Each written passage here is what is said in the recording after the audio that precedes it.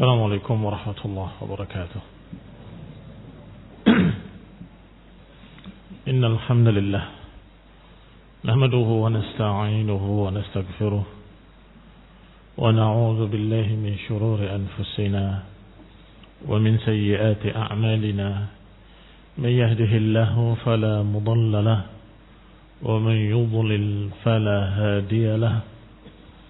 وأشهد أن لا إله إلا الله وحده لا شريك له. وأشهد أن محمدا عبده ورسوله صلى الله عليه وعلى آله وأصحابه والتابعين وتابع التابعين ومن تبعهم بإحسان إلى يوم الدين. يا أيها الذين آمنوا اتقوا الله حق تقاته ولا تموتن إلا وأنتم مسلمون. يا أيها الناس اتقوا ربكم الذي خلقكم من نفس واحدة وخلق منها زوجها وبث منهما رجالا كثيرا ونساء. واتقوا الله الذي تساءلون به والأرحام إن الله كان عليكم رقيبا. يا أيها الذين آمنوا اتقوا الله وقولوا قولا سديدا يصلح لكم أعمالكم ويغفر لكم ذنوبكم ومن يطع الله ورسوله فقد فاز فوزا عظيما. أما بعد فإن خير الحديث كتاب الله وخير الهدي هدي محمد صلى الله عليه وعلى آله وسلم. وشر الأمور محدثاتها فإن كل محدثة بدعة وكل بدعة ضلالة وكل ضلالة في النار. Ikhwani fid din, a'azakumullah, kaum muslimin yang saya hormati. Terakhir kita baca adalah ayat Allah Subhanahu wa taala yang ke-142. Sayaqulu sufaha'u minan nasi ma wallahum an qiblatihim allati kanu 'alayha qul lillahi al-mashriq wal maghrib yahdi man yasha'u ila siratim mustaqim.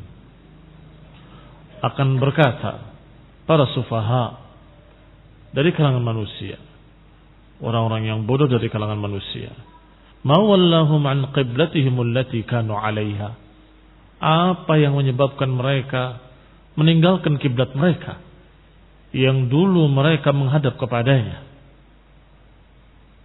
Qul, kata Allah, katakan pada mereka, milik Allah lah timur dan barat.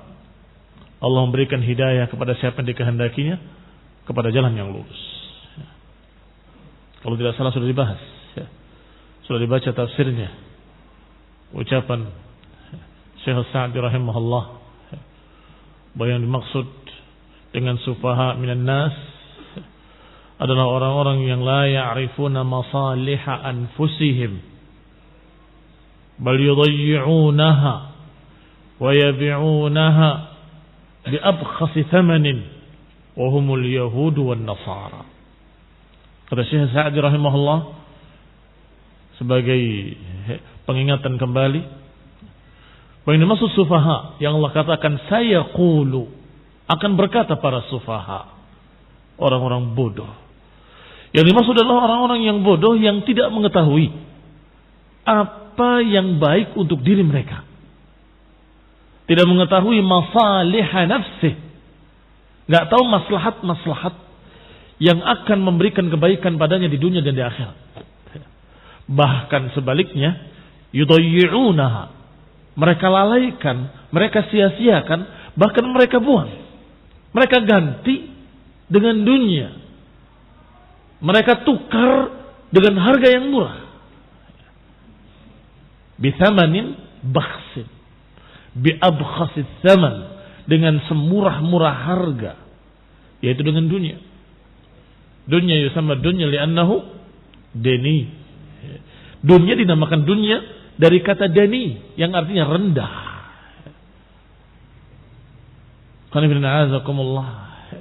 Yang lawannya quswa. Dunia rendah, quswa tinggi. Inilah orang-orang yang dikatakan sufaha, yaitu Yahudi dan Nasrani. Disebutkan oleh Ibnu Katsir rahimahullah, sayaqulu sufaha, yang dimaksud dengan sufaha di sini adalah musyrikul Arab, musyrikin Arab. Tapi berkata Zajjaj, yang dimaksud adalah pendeta-pendeta Yahudi. Sedangkan Mujahid juga menyatakan Yahudi dan juga berkata munafiqun, orang-orang munafik. Demikian dikatakan oleh Suddi. Tetapi Ibnu Katsir menyatakan dengan kesimpulan, wal ayah ammatun. Ayat ini umum, mencakup semuanya. Mencakup Yahudi, Nasrani, musyrikul Arab, dan juga para munafiqin. Semuanya komentar. Semuanya menentang hukum yang Allah turunkan. Menentang dalil, menentang keputusan yang sudah Allah turunkan. Diriwayatkan oleh Imam Al-Bukhari rahimahullah dengan sanadnya sampai kepada Al-Barra bin Azib radhiyallahu taala anhu bahwa Rasulullah SAW shalla ila Baitul Maqdis 16 syahran. Disebutkan oleh Barra bin Azib bahwasanya Rasulullah SAW salat ketika setelah hijrah ke Madinah menghadap Baitul Maqdis 16 bulan atau 17 bulan. Wa kana yu'jibuhu an takuna qiblatuhu qibla al-bait. Sedangkan Nabi menginginkan agar kiblat itu ke Ka'bah. Adapun di Mekah enggak ada masalah karena bisa langsung dua-duanya. Menghadap ke Baitul Maqdis dari belakang Ka'bah. Sehingga Ka'bah antara beliau dengan Baitul Maqdis. Kena dua-duanya. Tapi setelah hijrah ke Madinah tidak bisa ke arah dua-duanya. Kalau ke Baitul Maqdis tidak menghadap Ka'bah, kalau menghadap Ka'bah tidak menghadap Baitul Maqdis. Maka sesuai dengan perintah Allah Subhanahu wa taala yang sebelumnya, yaitu menghadap ke Baitul Maqdis, maka beliau salat ke sana. Kiblatnya ke sana selama 16 bulan atau 17 bulan. Wa nahu shalla awwal sallaha salatul 'ashr. Wa shalla ma'ahu qaumun. Fa kharaja rajulun mimman kana shalla ma'ahu fa marra 'ala ahli al-masjid wa hum raki'un. Salat pertama yang beliau menghadap ke Ka'bah setelah turunnya ayat fawallu wujuhakum syatral masjidil haram, itu adalah salat asar. Dan beliau salat di masjid Bani Salimah. Sudah 2 rakaat. Turun ayat. Maka berpindah arahnya ke arah Ka'bah pada rakaat ketiga dan keempat. Oleh karena itu masjidnya dikenal dengan Masjid Qiblatain. Masjid 2 kiblat. Karena dalam satu salat menghadap 2 kiblat, ke sana dan ke sini. Asalnya disebut dengan Masjid Bani Salimah, tapi kemudian sekarang dikenal dengan Masjid Qiblatain. Demikian diriwayatkan bahwa Rasulullah SAW berpindah kiblatnya setelah Allah perintahkan. Dan ini dalil yang sangat kuat, hujjah qati'ah, bahwa yang namanya ibadah sudah baku. Yang namanya ibadah tauqifiyah. Naqif ala ma qala Allah wa qala Rasul. Berhenti pada apa kata Allah, apa kata Rasul. Tidak mengikuti selera, bahkan selera Rasul SAW tidak. Rasulullah SAW ingin untuk salat menghadap Ka'bah, tetapi karena belum diperintah, beliau terus menghadap Baitul Maqdis. Artinya dikalahkan keinginannya karena belum ada perintah. Bahkan disebutkan salat beliau ke Baitul Maqdis dalam keadaan menunggu kapan turun ayat. Kadang-kadang beliau menengadah ke langit, mengharap kalau Allah menurunkan ayat yang memerintahkan untuk menghadap kiblat ke Ka'bah. Kalau saja Rasulullah SAW bebas memilih sesuai selera, nggak perlu nunggu, iya kan? Nggak perlu nunggu. Ingin tinggal rubah saja. Beliau Rasul kok. Besok menghadap Ka'bah, selesai. Kenapa? Tetapi tidak demikian.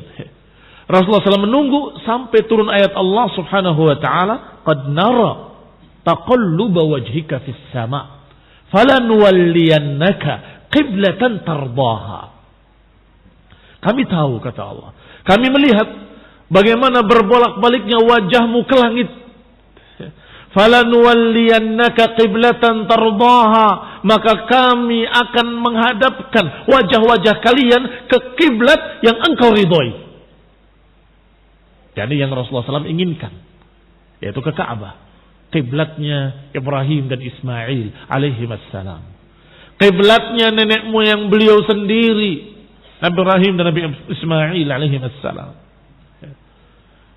Ini dalil yang sangat kuat, yang sangat tegas, bahwa ibadah tidak bisa mengikuti selera sendiri. Rasulullah sendiri, bahwa padahal beliau Rasul, tidak bisa untuk mengikuti keinginan beliau sampai turun perintah. Setelah turun perintah, baru Rasulullah SAW menghadap ke Ka'bah dan memerintahkan kaum muslimin untuk menghadap ke Ka'bah. Sebelum turun ayat, tetap beliau ke Baitul Maqdis, walaupun hatinya dalam keadaan menunggu-nunggu kapan dipindahkan, kapan diperintahkan untuk ke Ka'bah, kapan. Ini apalagi seleranya orang-orang yang bukan Nabi, bukan Rasul. Artinya mereka ahlul ahwa, yang beribadah dengan kemauan mereka sendiri. Pengennya ini, mereka kerjakan ini. Pengennya itu, mereka kerjakan itu. Tidak bisa. Ibadah tauqifiyah. Ibadah itu tergantung dengan perintah. Kapan diperintahkan, kerjakan. Kalau tidak diperintahkan, jangan dikerjakan. Harus dengan perintah. Man ahdatsa fi amrina hadza ma laysa minhu fahuwa raddun. Siapa yang mengada-adakan satu perkara dalam agama yang enggak ada perintahku, kata Nabi, fahuwa raddun, maka dia tertolak. Tidak diterima. Muslimin yang saya hormati.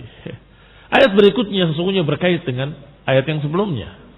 Yaitu ketika disebutkan dengan kalimat wa kadzalika ja'alnakum ummatan wasata.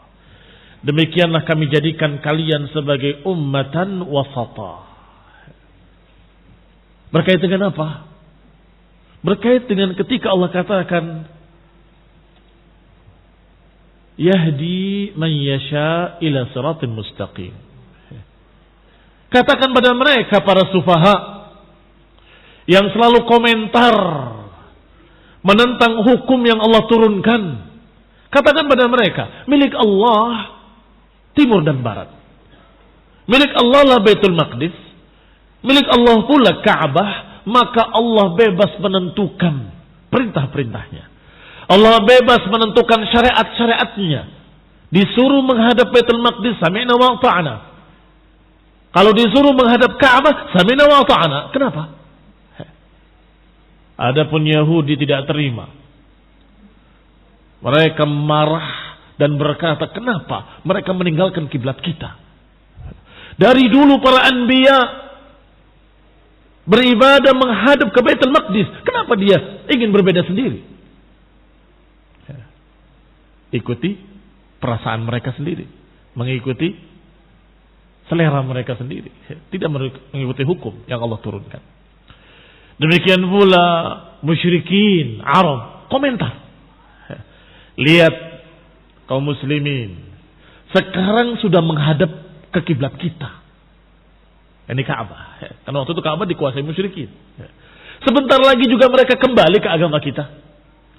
Kiblatnya sudah ikut kita. Sebentar lagi Mereka juga akan kembali kepada kita, kata musyrikin. Munafiqin juga komentar. Kalau kita dulu kiblatnya Baitul Maqdis, sekarang disuruh untuk berpindah ke Ka'bah, mana yang benar? Mana yang hak? Yang ini apa yang itu? Kok nggak jelas agamanya? Kalau memang Baitul Maqdis yang hak, kenapa kita tinggalkan yang hak kepada yang batil? Kalau Ka'bah yang hak, berarti selama ini kita dalam keadaan salah. Berarti selama ini kita dalam keadaan batil, karena ternyata yang hak adalah Ka'bah. Syubhat yang berbahaya. Tetapi jawaban tadi untuk semua mereka. Qul lillahil masyriq wal maghrib. Katakan, milik Allah lah timur dan barat. Allah bebas untuk menentukan perintahnya. Apakah kita diperintahkan menghadap ke Baitul Maqdis, ataupun diperintahkan menghadap ke Ka'bah, ataupun kemanapun, terserah Allah subhanahu wa ta'ala. Enggak ada kaitannya dengan kalian wahai Yahudi, jangan GR. Enggak ada kaitannya dengan kalian wahai musyrikin jahiliyah, musyrikin Arab, musyrikin Mekah. Enggak ada kaitannya dengan kalian, jangan GR. Dan kalian wahai munafiqin, jangan membuat waswasah. Jangan membuat kebingungan. Apa yang diperintahkan oleh Allah, itu yang hak. Kalau kemarin diperintahkan ke Baitul Maqdis, maka itu yang hak. Kalau Allah pindahkan ke Ka'bah, maka sekarang Ka'bah yang hak. Kalau Allah pindahkan kembali ke Baitul Maqdis, maka Baitul Maqdis kembali yang hak. Yang hak adalah yang diperintahkan oleh Allah subhanahu wa ta'ala. Yang hak adalah yang diperintahkan oleh Allah subhanahu wa ta'ala. Kalau kemarin diperintahkan ke Baitul Maqdis, maka itu yang hak. Kalau sekarang diperintahkan ke Ka'bah, maka itu yang hak. Apa akhir ayatnya? Yahdi man yasha. Allah berikan hidayah, bimbingan kepada siapa yang dikehendaki dari hamba-hambanya ila siratal mustaqim. Kaitannya dengan pembahasan berarti yang terbimbing kepada kebenaran, yang terbimbing kepada yang lebih afdal, lebih utama, lebih tepat adalah kaum muslimin. Kaum muslimin, yaitu kiblatnya Ka'bah, Baitullahil Haram, dan tidak ada yang lebih dicemburui oleh mereka. Artinya Yahudi dan Nasrani tidak dengki kepada kaum muslimin seperti dengkinya pada 3 masalah. Mereka tidak hasad seperti hasadnya pada 3 perkara. Pertama, dengkinya mereka dan hasadnya dengan kiblat kaum muslimin Ka'bah. Mereka tidak terbimbing ke kiblat yang seperti Ka'bah. Tak punya mereka. Yang kedua, Yaumul Jum'ah. Mereka hasad, mereka dengki dengan kaum muslimin karena terbimbing untuk membesarkan hari yang paling besar, yaitu hari Jumat. Hari yang paling besar di antara 7 hari adalah hari Jumat. Maka kaum muslimin diberi hidayah oleh Allah, dibimbing kepada yang paling afdal. Yahud membesarkan hari Sabtu, Nasrani membesarkan hari Ahad. Kaum muslimin terbimbing untuk membesarkan hari Jum'ah. Dan disebutkan oleh para ulama tentang keutamaan-keutamaan Jum'ah. Dan mereka hasad, dengki. Kenapa kaum muslimin yang terbimbing dengan hari yang tepat? Hari yang tepat. Yang ketiga, mereka juga dengki dan hasad dengan ta'min, dengan ucapan amin ketika sholat. Ketika imam membaca waladdallin, kemudian kalian menyebutkan amin, itu mereka paling jengkel, paling marah. Hasad, dengki dengan itu. Ikhwani fid din, a'azakumullah, kaum muslim yang saya hormati. Demikian diriwayatkan oleh Imam Ahmad rahimahullah dengan sanadnya sampai kepada Aisyah radhiyallahu taala anha, bahwa Nabi sallallahu alaihi wasallam bersabda, yakni fi ahlil kitab, yakni tentang ahlul kitab. Qala innahum La yahzudunana ala syai'in kama yahzudunana ala yaumil jum'ah. Sungguh mereka tidak hasad, tidak dengki seperti dengkinya mereka kepada kita tentang hari Jumat yang Allah bimbing kita untuk membesarkannya. Wa dhallu anha, dan mereka sesat, tidak terbimbing ke hari Jumat. Wa 'alal qiblah, dan juga terhadap kiblat yang Allah berikan hidayah kepada kita, apa yang tidak diberikan pada mereka. Kita terbimbing dengan hidayah untuk menghadap kiblat Ka'bah, sedangkan mereka dhallu anha, mereka sesat daripadanya. Wa 'ala qaulina khalfal imam, dan yang ketiga, mereka hasad dengki atas ucapan kita di belakang imam. Amin. Lihat mereka di gerejanya ataupun di biaknya ataupun di mana saja. Apakah mereka mengucapkan amin seperti kita? Tidak. Kadang mereka mengucapkan amin sebagian kecil, 1-2 orang. Amin. Selesai. Kadang-kadang pendetanya saja, yang lain sepi. Gak ada yang mengaminkan. Hanya pendetanya saja yang membacakan amin. Tetapi kaum muslimin ketika dibacakan oleh imamnya doa dalam surat Al-Fatihah, diaminkan oleh seluruhnya tidak terkecuali, dan semuanya mengucapkan amin bersama-sama. Masya Allah. Kalau ratusan orang sholat, ya mereka ratusan orang mengucapkan amin. Bagaimana kalau di Ka'bah ketika musim haji, jutaan umat, ya jutaan umat mengucapkan amin. Adakah agama lain yang seperti itu? Tidak ada. Tidak ada.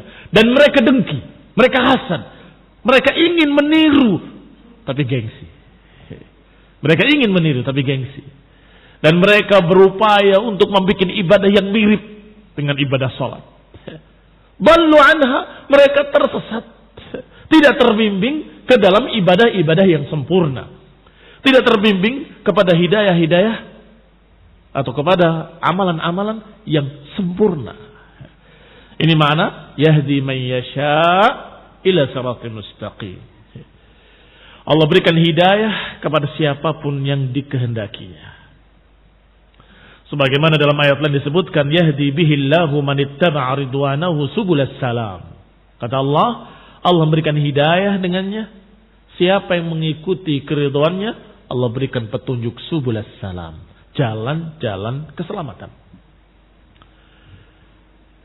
Dzakara fi hadhihi al-ayah as-sabab al-mujibah li hidayati hadhihi al-ummah mutlaqan bi jami'i anwa'il hidayah.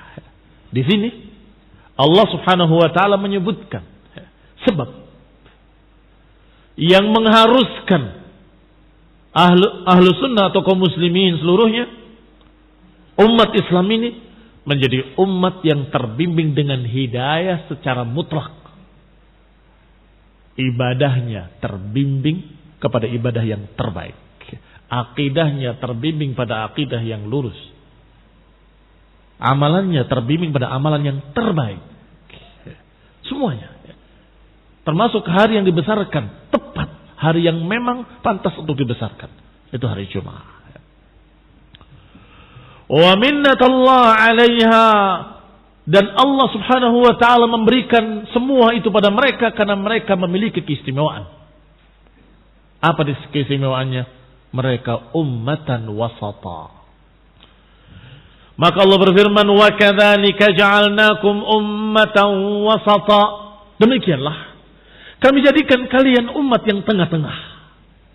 Kalimat tengah-tengah maknanya adalah adlan khiyaran.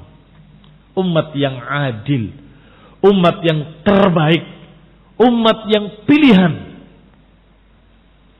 Wa ma'adal wasat, adapun yang bukan wasat, fa atrafun dakhilatun tahtal khatar, maka semuanya ujung-ujung yang berbahaya. Yang tengah-tengah itulah yang paling sempurna. Yang atas ekstrim berlebihan, yang bawah ekstrim berkurang-kurangan. Faja'alallahu hadhil ummah wasatan fi kulli umurid din.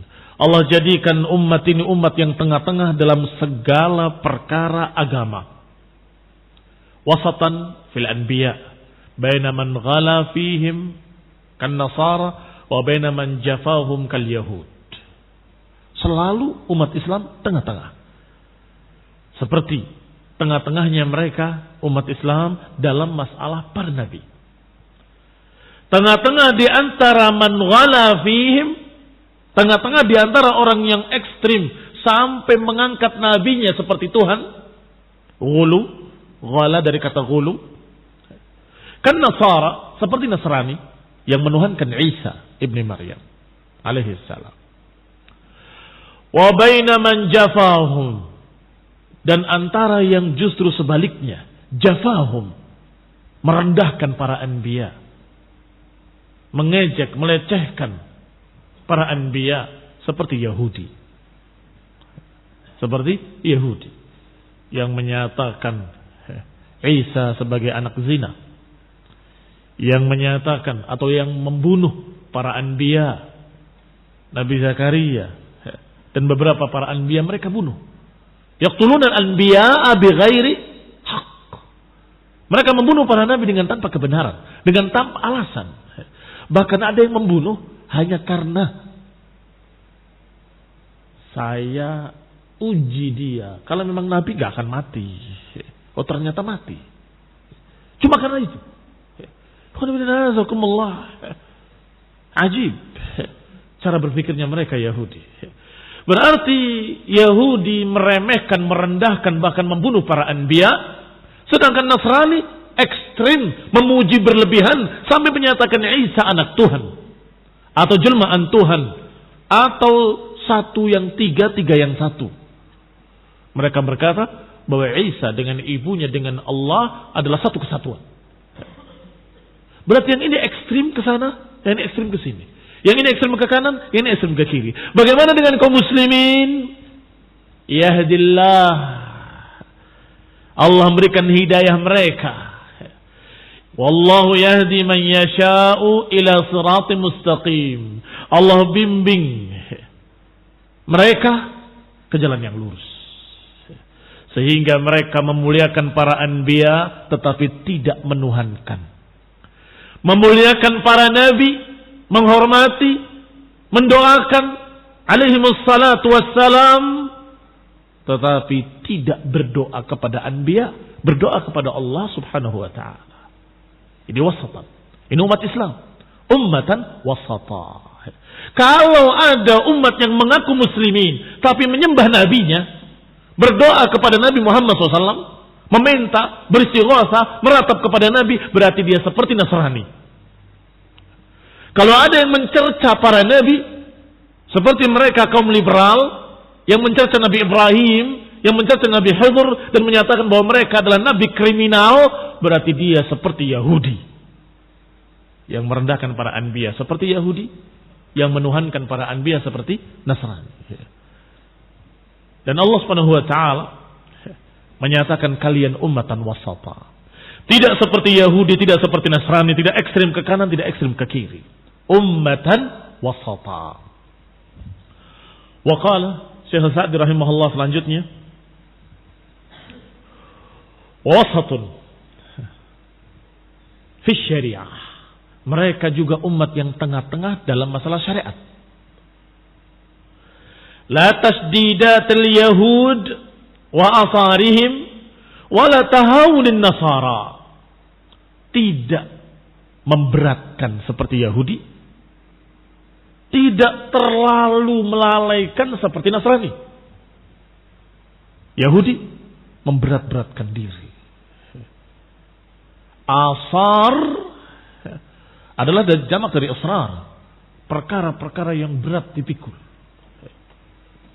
Dan Allah Subhanahu wa taala menurunkan syariat agama Islam ini kepada Nabi Muhammad SAW untuk apa diantaranya?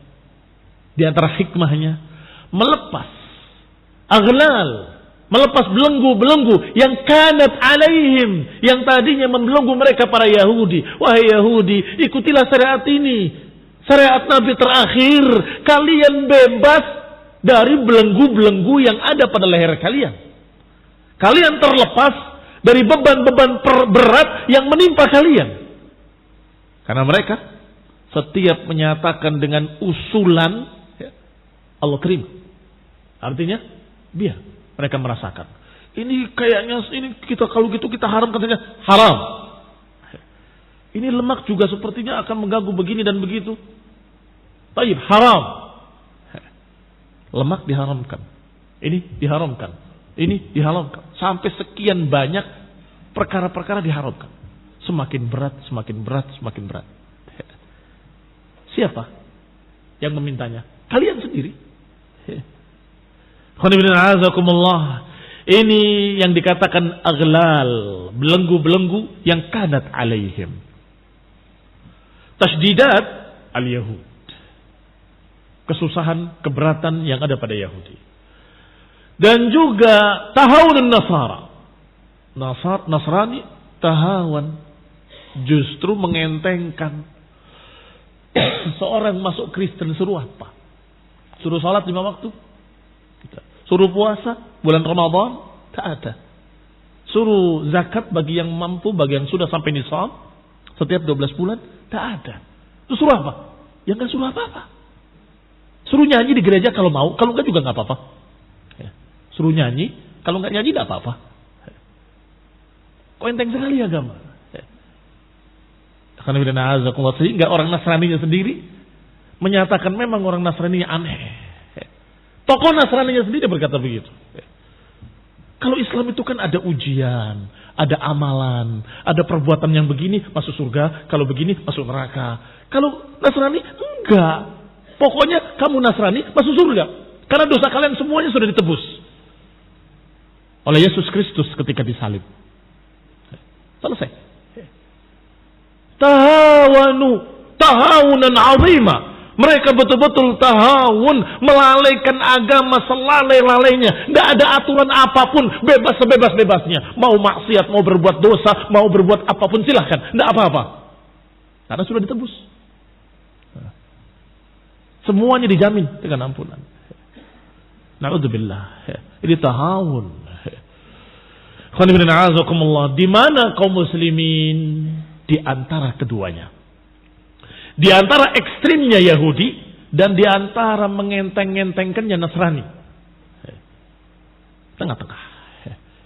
Diajarkan untuk beribadah salat 5 waktu. Yang lain-lainnya sunnah. Silahkan kamu kerjakan dapat pahala. Kalau nggak dikerjakan juga nggak apa-apa. Puasa bulan Ramadan. Kalau mau ditambah dengan puasa-puasa sunnah silahkan. Kalau tidak, nggak apa-apa. Masya Allah. Ada aturan-aturan, tetapi tidak memberatkan. Ini barakallahu fikum juga wasatan antara ekstrimnya Yahudi dengan ekstrimnya Nasrani. Ekstrimnya Yahudi terlalu berat-berat memberat-beratkan agama. Ekstrimnya Nasrani terlalu menyantai-nyantaikan agama. Umat Islam wasatun bainahuma. Tengah di antara keduanya. Wa fi babi taharah wal mata'im.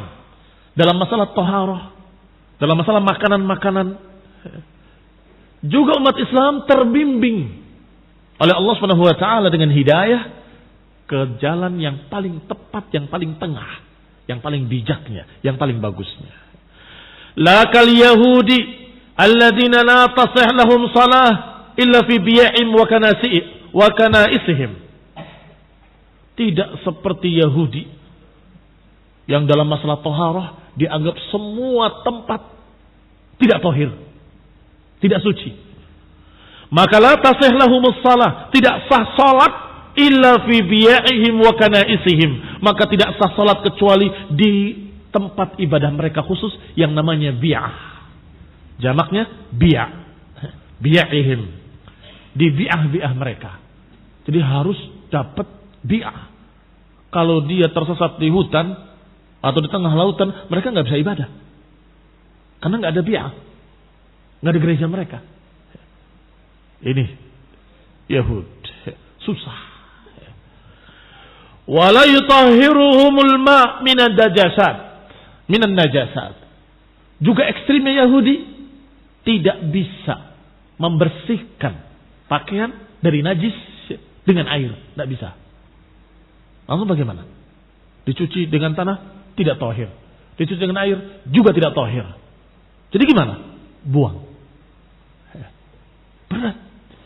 Kalau dalam keadaan tidak bisa lagi diselamatkan, dibuang. Kalau bisa selamatkan, mereka gunting. Kalau kena ininya saja, mereka potong sekian.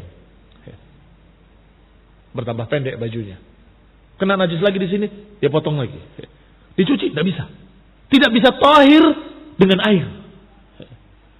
Bisa dibayangkan bagaimana mereka menghabiskan baju berapa setiap bulannya. Kalau kenanya di tengah-tengah, nggak bisa lagi diselamatkan dengan digunting, buang. Bajunya sudah kena najis. Ini ekstrimnya Yahudi. Wa qad hurrimat alaihim thayyibat. Dan juga termasuk masalah makanan-makanan, mereka telah diharamkan untuk memakan makanan yang baik-baik. Ada makanan yang baik-baik Allah haramkan. Karena sebab mereka sendiri. Uqubatan lahum, sebagai balasan untuk mereka. Ikhwani fillah azakumullah. Maka hukum syariat yang ada pada Yahudi yang berat-berat, bahkan ada makanan-makanan yang baik diharamkan oleh Allah, itu karena sebab mereka sendiri, dan Allah jadikan haram untuk mereka sebagai uqubatan lahum. Yang namanya uqubah tentunya ada akhirnya. Ya, sudah balasannya selesai, sekarang kalian masuk Islam, akan dihalalkan kembali makanan-makanan yang thayyibat. Enggak mau, itu anehnya. Mereka enggak mau untuk melepas belenggu-belenggu yang kanat alaihim, yang telah membelenggu mereka. Mereka enggak mau melepaskannya. Diajarkan syariat yang sempurna, yang lengkap, yang disebutkan dalam Al-Quran bahwa Rasulullah SAW ini menghalalkan at-thayyibat wa harrama alaikum al-khaba'ith, dan mengharamkan yang jelek-jelek. Berarti semua yang diharamkan dalam agama Islam adalah yang jelek-jelek, nggak ada yang baik diharamkan. Kalau di agama Yahudi ada, karena sebagai balasan untuk mereka, sebagai azab untuk mereka.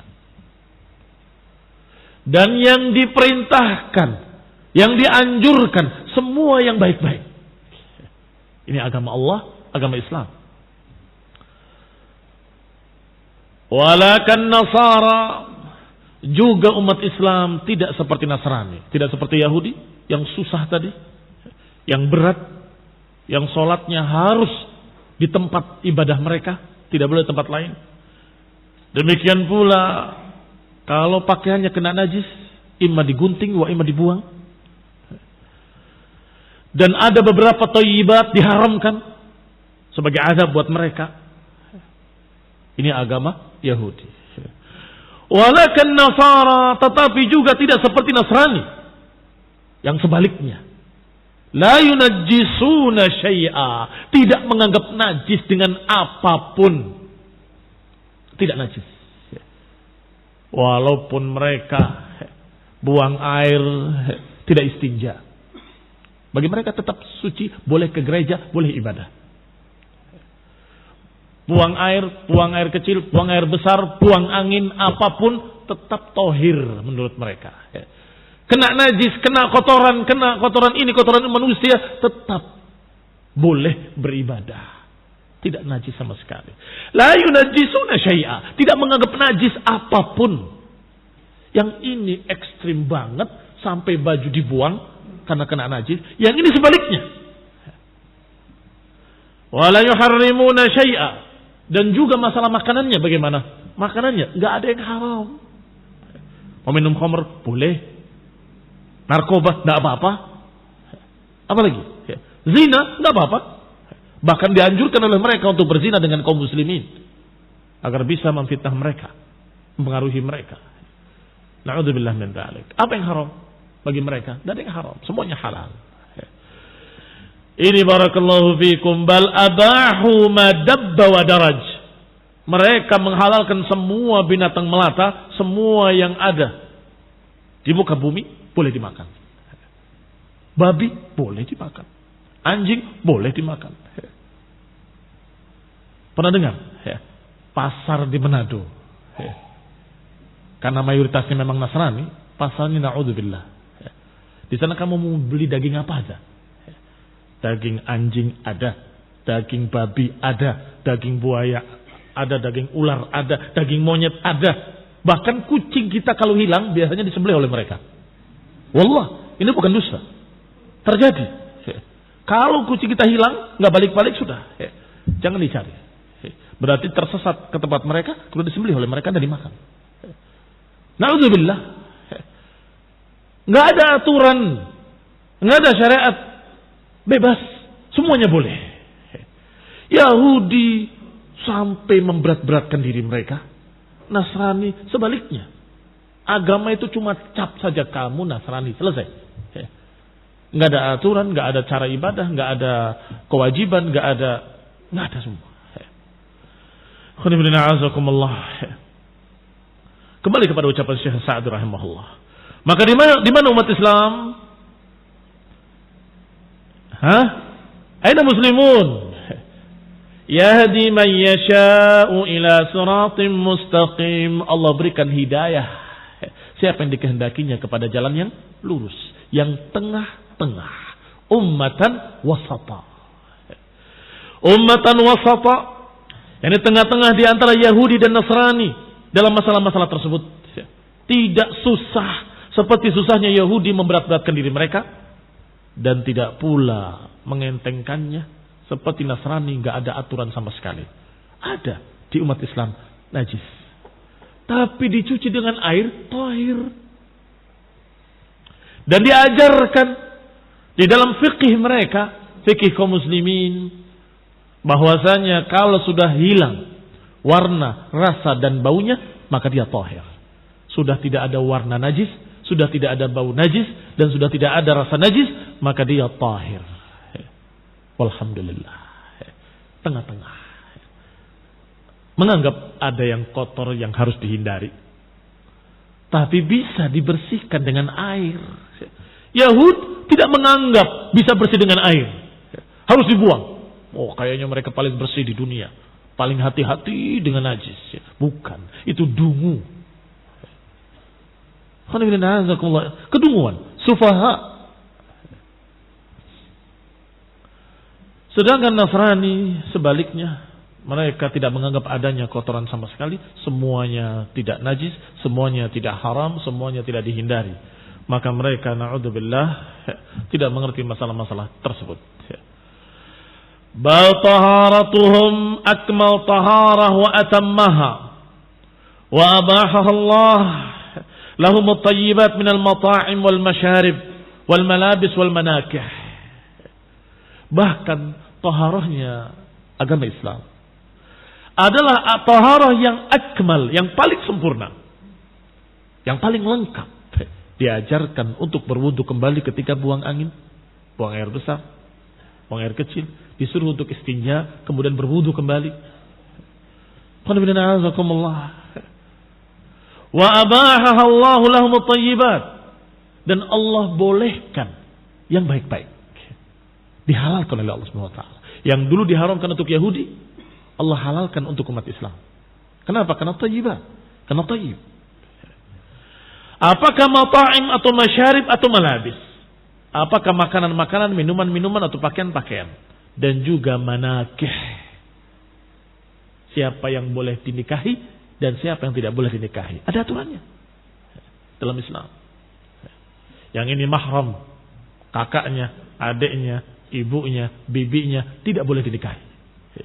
Yang bukan mahram boleh dinikahi. Wa harrama alaihimul khaba'is. Sebaliknya diharamkan oleh Allah yang jelek-jelek. Semua yang jelek diharamkan. Falihadhil ummah minad din akmaluh. Maka umat Islam ini memiliki agama yang paling sempurna. Wa minal akhlaqi ajalluha, dan memiliki akhlak yang paling sempurna pula, yang paling tingginya. Wa minal a'mali afdaluha, dan diantara amalan-amalan yang paling afdalnya, yang paling sempurnanya. Tidak seperti Nasrani Yang selalu nasihatnya, kalau dirampas sapu tanganmu, berikan selendangmu. Apakah Islam diajarkan seperti itu? Tidak. Kalau mereka mau merampas milikmu, pertahankanlah. Kalau mereka menyerang, lawan. Itu ajaran Nabi SAW. Tetapi disuruh untuk bersedekah. Lihat, tidak ngajari orang jahat untuk berbuat jahat. Untuk orang yang merampas, kita melawan. Kita pertahankan milik kita. Bahkan sampai, ya Rasulullah, kalau aku terbunuh, engkau fil jannah. Kalau dia yang terbunuh, dia finnar. Disuruh untuk mempertahankan hak. Disuruh untuk mempertahankan hak. Tetapi ketika kamu dalam keadaan memiliki harta lebih, dianjurkan untuk bersedekah. Berikan selendangmu, berikan sapu tanganmu, berikan apa yang kamu miliki pada orang yang tidak punya.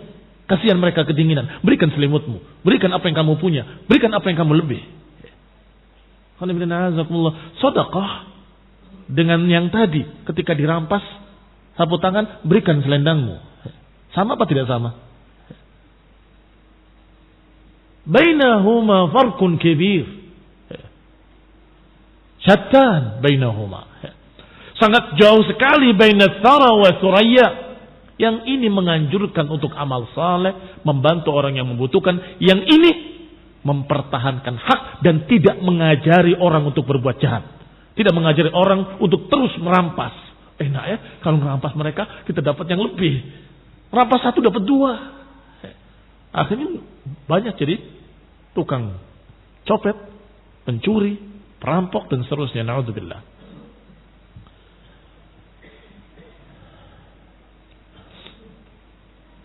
Wa wahabahumullahu minal ilmi wal hilmi wal adl wal ihsan. Masih Allah berikan pula pada umat ini, umat Islam, ilmu, kelembutan, keadilan, ihsan, berbuat baik. Malam yahibuhu li ummatin siwahum. Apa yang Allah tidak berikan pada umat-umat selain umat Islam.